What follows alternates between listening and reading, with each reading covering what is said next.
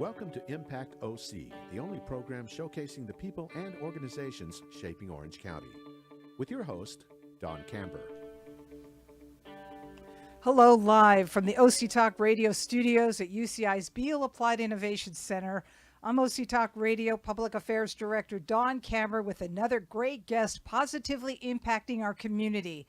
Today, I welcome FarmHouse Rescue President and Founder Danielle Judd. The organization's mission is to save the lives of animals to restore purpose and hope to humanity. Thank you, Danielle, for being on Impact OC. Oh, well, thank you so much for having me, Dawn. This is so fun to be here. Danielle, please explain your life-threatening experience that led you to start FarmHouse Rescue. Sure, we all need to open with that. I love that. So actually, around 6 years ago, I was pregnant and I had bacterial meningitis, and I didn't know that. I went in to the ER with just a horrible headache, and they were going to discharge me, but instead this incredible doctor stopped and said, hey, can we, do a lumbar puncture? And he did, and immediately I was put in the ICU, and I was in a dream state, and throughout that, I was in the hospital for around 60 days. Or actually over 60 days, I had organ failure, severe pneumonia, and of course, was around 6 months pregnant. So a labor and delivery doesn't want you because you're pregnant or because you're sick, and the ER and the ICU doesn't want you because you're pregnant. So you're stuck in this limbo. But throughout that and having your organs fail and ready to die, you start to reevaluate your life choices, and you start to think about, like, what have I done to this world? Like, what have I given back? How have I made this world better? I'm going out, and yes, I've been successful in my career. I've done things just to build myself up, but what am I leaving? What's my legacy? How did I make an impact on this world, and was I really a good person? So how did you start the organization? How did that experience start? Have you start the organization? So right after, I already suffered from depression. So I forgot who my husband was. I forgot my children. I was diagnosed with early onset dementia. I had seizures and obviously vision issues, lost the hearing in the right side of my ear. And I used to be a classical pianist, a painter, a famous designer, so many different things, but I forgot what that was. I forgot how to read music, forgot all these things I worked so hard that thought made me, but wasn't really who I was, but it defines you as a person. And I got severe depression. It was actually suicidal. I knew I had things to live for. I had a husband who loved me. I had children, but I didn't love myself. I just felt lost and felt like I'm not supposed to be here anymore. And my husband said, well, when was the time that made you happy? And I remembered I loved animals, and as a kid I loved horses, and I'm like, well, I love horses. And he's like, oh, okay, not what I expected.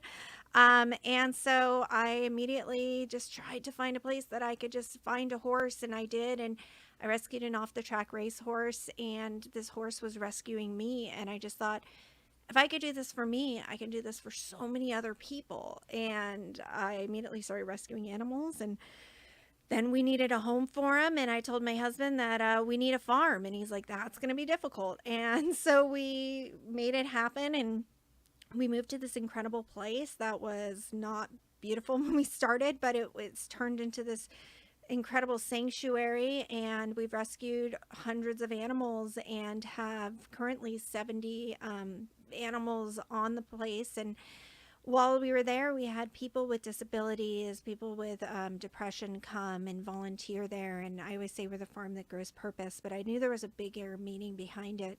And I remember when I was in the hospital, I needed something to distract myself, and I needed something else. So I decided to do something that no one's ever done before and live wire the entire farm and have cameras set up so children who are in hospital receiving chemo and sick, they tune into the cameras 24/7. They get to watch all these animals and interact with them. And then I thought, well, we need to take it a step further. We need to give them hope and something more of a connection to them, because we can't bring these farm animals to the hospitals. And that's when we started our smile boxes, which are boxes with gifts and different toys in there. Everything in there has a purpose. We have fidget toys, so right when they open, they're beginning their chemo treatment. It's given right at their chemo chair. A little farm plushie, a great beach ball that they love to play with, because that's one of the toys that you can have because you can wipe it down. Ring pop, because you can only you can't eat, but you can suck on something. You have art projects in there, straws for their drink, some other stuff. And it's just really fun. And then it starts their pen pal journey with the animals. And it starts with a letter from the horse that actually saved me, Lovey, telling him a little bit about herself and asking her questions. And if you remember pen pals from school, we're just kind of bringing that back. And the kids write letters to the animals and the animals write back. And hopefully they get better and they come and they visit for I guess the FAR program. And if they don't get better, then they come for End of Life Wishes, which is a day dedicated to them with up to 20 people where they get to interact with the farm animals, have a day of just forgetting about what's going on and just making memories, which is what you need at that time. So Where did you get the farm animals? So farm animals come from different areas. I mean, we took our address off of the website because people were just literally dumping them, which really is not fun.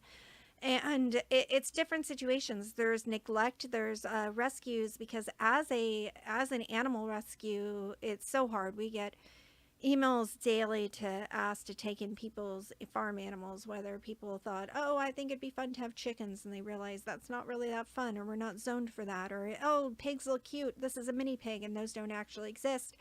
And you can't have that. So a lot of people just not doing the research and just thinking it's a good idea and then making it someone else's problem is eventually what happens to a lot of farm animals. But they'll just, I mean, we have so many different instances. People that, the animals are naughty, like the horse killed a couple of people, or actually one person, and injured badly another person, and was being sent to slaughtered because it was naughty, and we were giving him a second chance. And I just, there's so many different instances. Our chickens from fires. We had one pig that was found in a dumpster.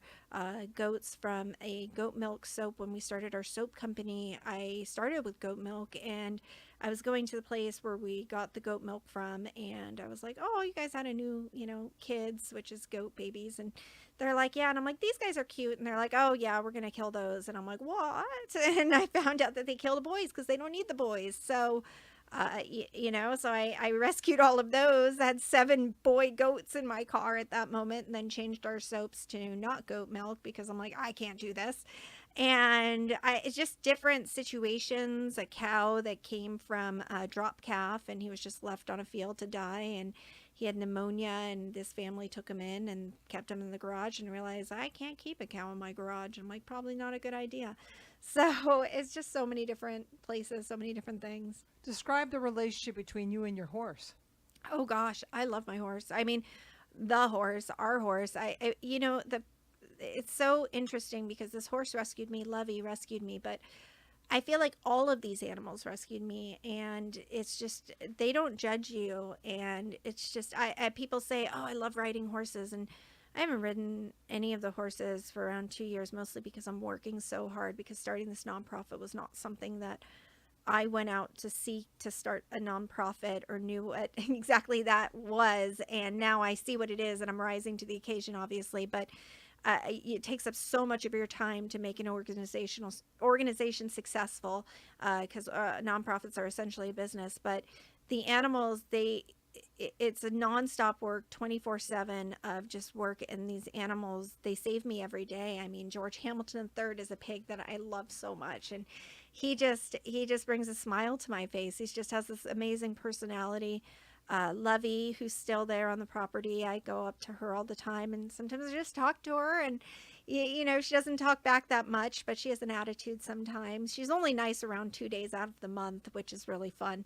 That's why we respond really well together, because I'm like, yeah, not many people are gonna like you. I'll take you. I kind of take the misfit animals that nobody wants. Describe the people you serve. Gosh, between the volunteers and the children, there's so many different people that we serve. We have adults with special needs that come in that really find purpose through the farm, that find that they have something more to give, and they have a reason to get up each morning, and they're so capable, and it's amazing to see how capable they are and how they grow.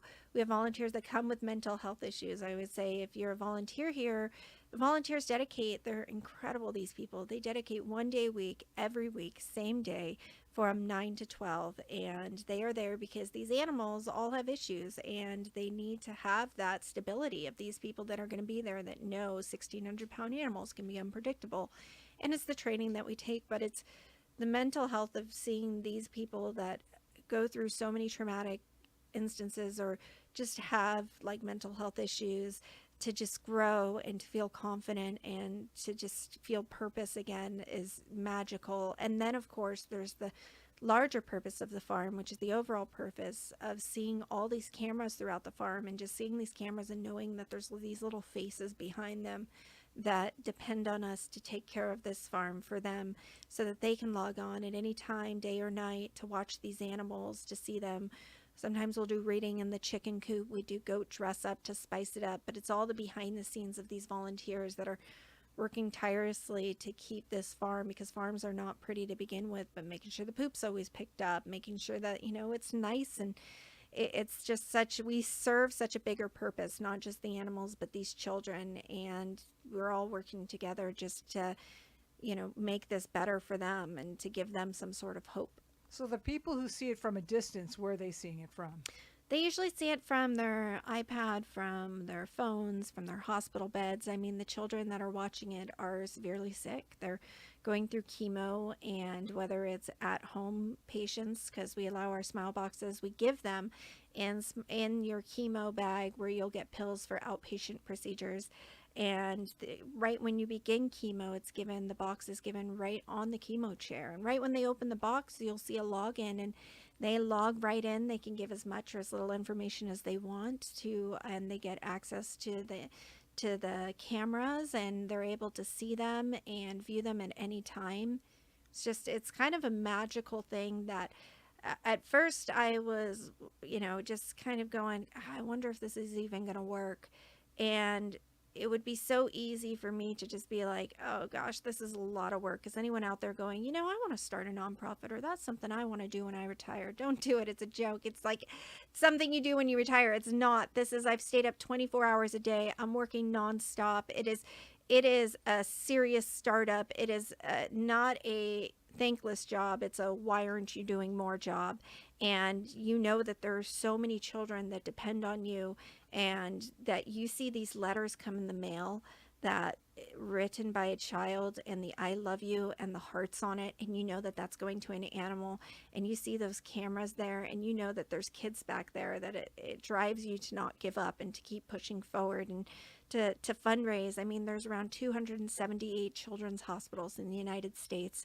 We hope to add 12 more hospitals on for these children. If we just give them access to the smile cameras, that's great, but it's not the connection that they need. They need these smile boxes, and we give $50 a month to the hospitals. So that equals around, $1,250 a month each hospital.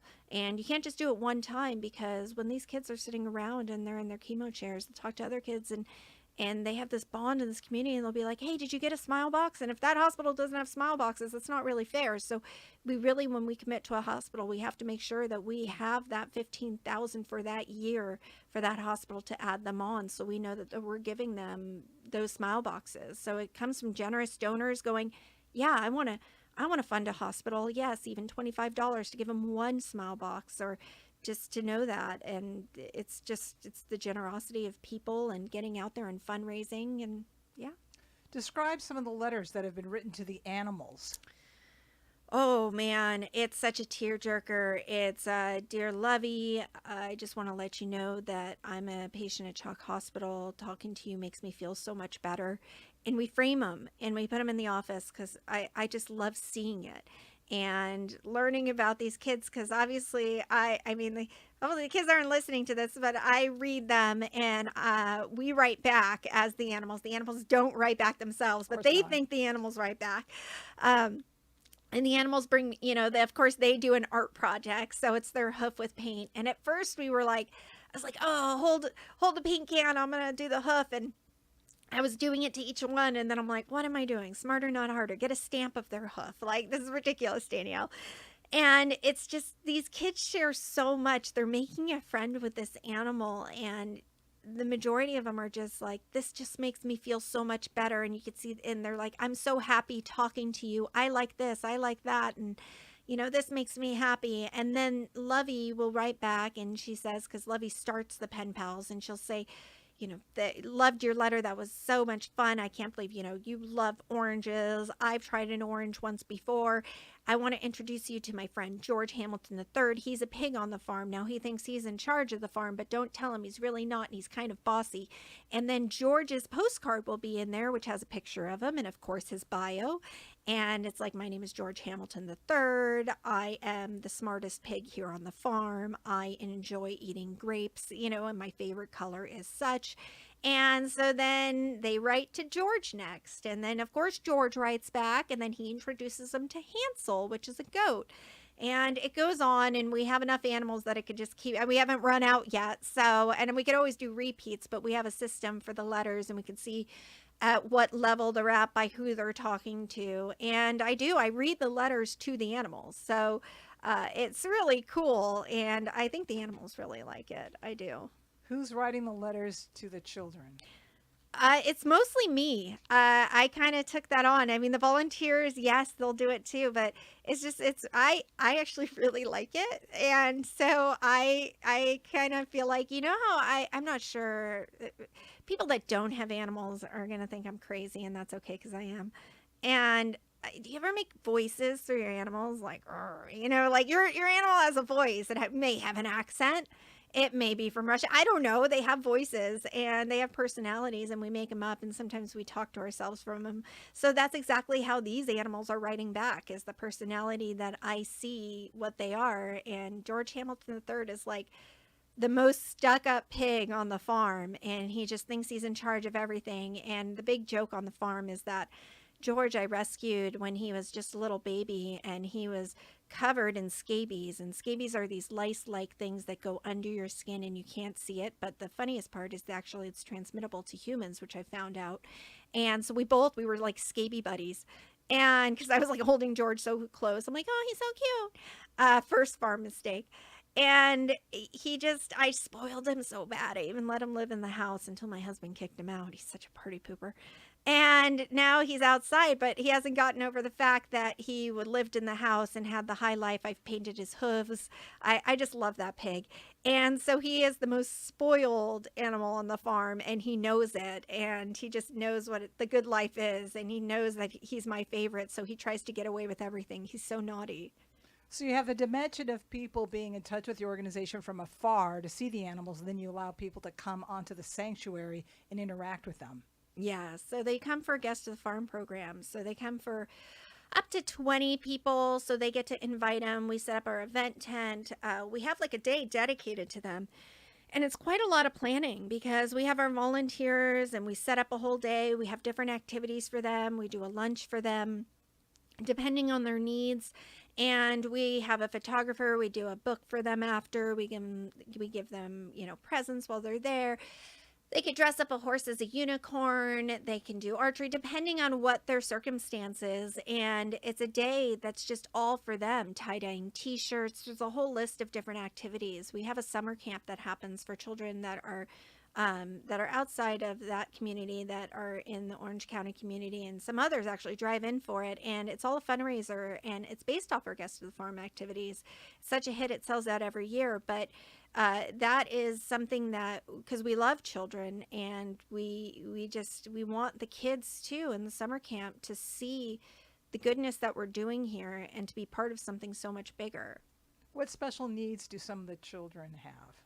So it's mostly the adults with special needs that we take on. So the adults with special needs range so many different things, between autism and different, there's so many different levels. I'm not like a huge, special needs like person. I don't really know, but there are adults with special needs that come in with either Down syndrome or autism, and it's just there's programs for them. And when I'd see them at the mall and different things, but it was a thing that I just realized that, like, they need a job, they need something that they could build confidence and feel feel independent, and that's something that the farm provides. And they come with their work coach.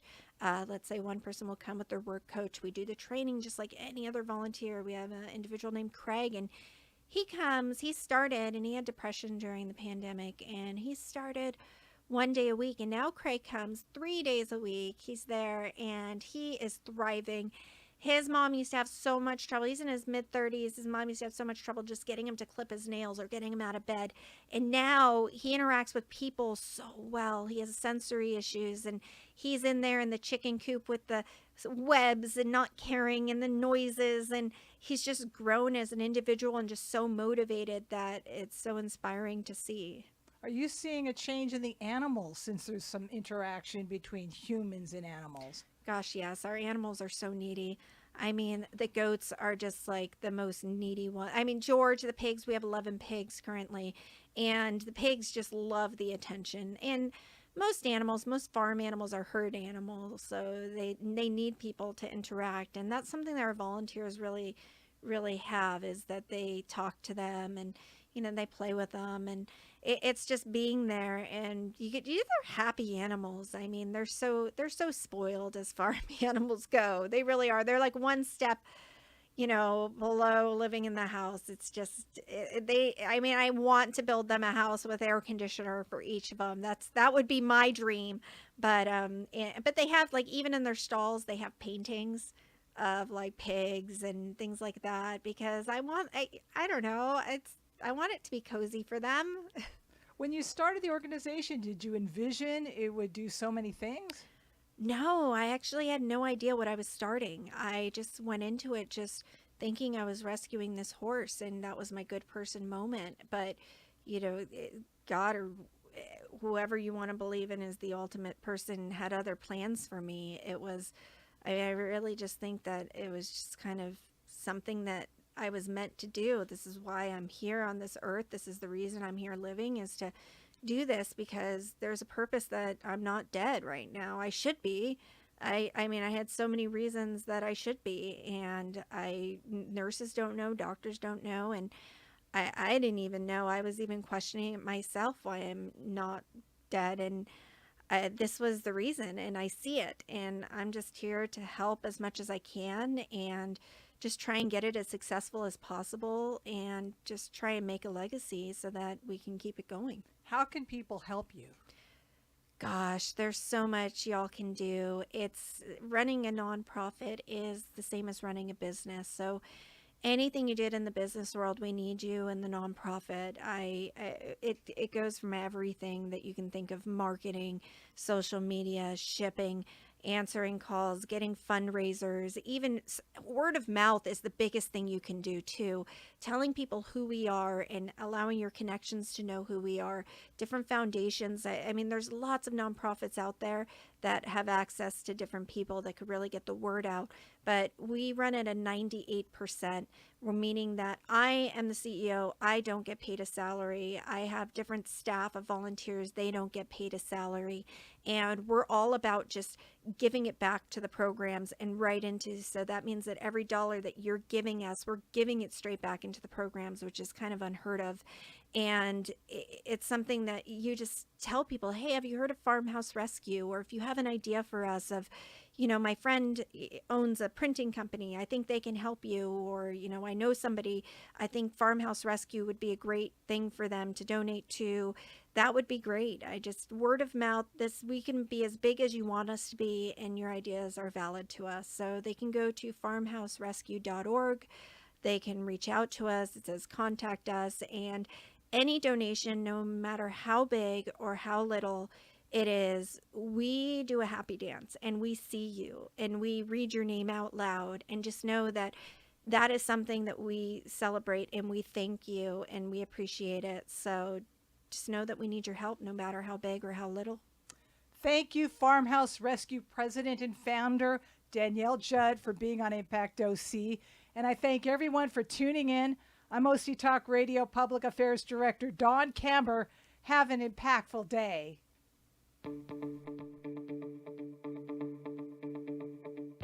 You've been listening to Impact OC, the only program showcasing the people and organizations shaping our community.